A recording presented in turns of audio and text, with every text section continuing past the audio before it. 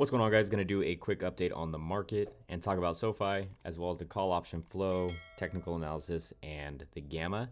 So, like we talked about in the last video, SoFi had a daily gap above to fill and definitely filled that today. At the peak of the day, it was up about 8.5%. And this has to do for a few reasons. I believe the volume has increased over the last trading day by 9%. And that does have something to do with this right here. It looks like from that offering, they wanted to exercise 8 million more shares. So on January 2nd, the underwriters exercised the options. And on January 5th, the company completed the issuance and sale of common stock. So I believe that's where the volume's coming from. Also, people are back from vacation, and we just saw a lot of volume in the market today. As far as the chart goes, we have left a little bit of a gap below, which could easily be a nice retest to enter. So if it fills that gap and holds and pops back up, that is a pretty solid buy zone. As far as the weekly goes, I like looking at the higher time frames. We are approaching our typical zone that SoFi tends to struggle with, and you can even see this in a much simpler way. You can see pretty much around this area. Sometimes we break out over it, but that's the double top.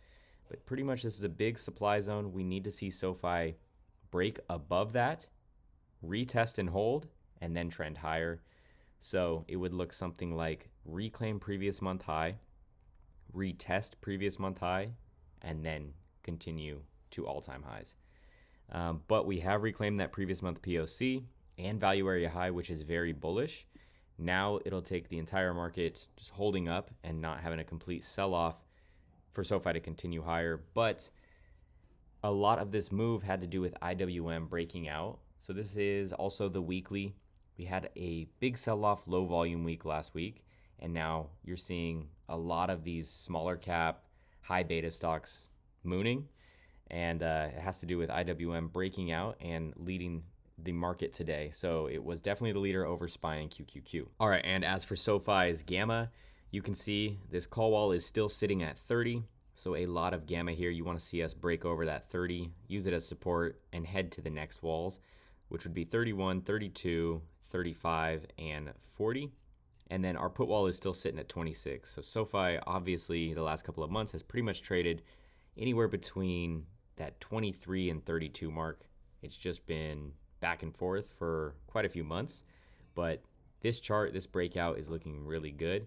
If we check out the call flow, 6.7 million to the call side, a little over 500,000 to the put side, with various strikes and various dates. I'm not seeing any crazy strikes. I'm seeing a lot of 28 and 30s, 35s. But the further out you go, June and on, you will start to see higher strikes because that's just people betting on SoFi continuing to grow as a company and people to continue to pile into the stock and push it higher.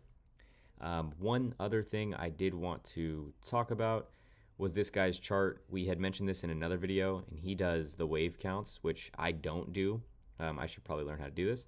But basically, we're right on target. We're not quite out of the trenches for SoFi yet. We need to see it break out and hold. If it rejects, then his target could play out, and we could still get that 23 mark. This would likely be the overall stock market selling off, and bringing SoFi down with it, or people just hitting the supply zone and finally selling out because they have been holding for a long time. But if we do trend down for this wave 4, I would be loading the boat for the wave 5 up. Now, this does not have to happen. Nothing's guaranteed in the market. So SoFi could just continue to break up. Talk about IWM, since this does help these smaller cap stocks. We did see a lot of put flow for IWM. Various strikes. If we did lower the time frame, maybe let's say over the next month or so, it's pretty even. But we did see some unusual puts come in towards the end of the day for 116. So it kind of makes sense if this is a false breakout. If we reject and come down and fill this gap and head lower, those would make sense, and that would obviously bring the market down with or SoFi down with the market. If we look at the gamma, 255 is a big spot. That is where the next call wall is, the biggest one. And then over that is 260. And your put wall is way down there at 240. So just some magnets to keep in mind where this could go. And then let's talk about the stock that I bought today. All right, and here is the stock that I bought today. This is Oklo, and with a recent all-time high of 193 before a huge sell-off all the way down to about 71. I let it bounce off the 50-day EMA. It actually gapped up today, and I did get in at 83, so not quite the low by any means, but this demand zone held nicely. Now we're trying to reclaim the 20-day and break out on the weekly. So because I'm in at 83 and I want to protect my profits, I'll probably set a stop loss in profit. So if we did have a down day and it did get filled, I can't go red on the trade, but this is a pretty solid trade. I mentioned it in the swing shares group channel. So I basically just alerted this morning. I like the risk reward for Oklo in Oklo shares, and we were already, I didn't expect it to move this fast, but yeah, I grabbed 50 shares, and Oklo looks like it wants to break out. Could easily reject because we're nearing some supply here. Nice gap below as well. So just some things to keep in mind, but yeah, it looks pretty good for the risk reward to head back up. You have a lot of room to go back to all-time highs if it even gets there.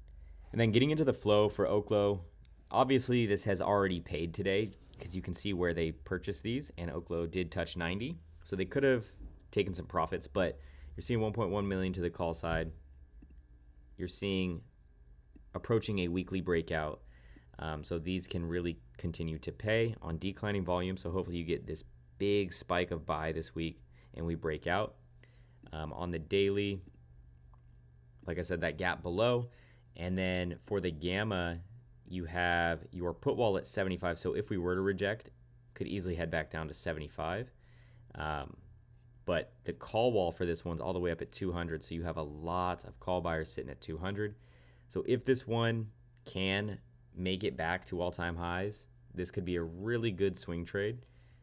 Pretty much double your money from here if we were to make it back, approaching all-time highs. But that's what I'm in right now. I'm going to set stops in profit. Hopefully we can continue to break out and not reject and fill this gap below, but we'll have to see. Please like and subscribe and have a good one.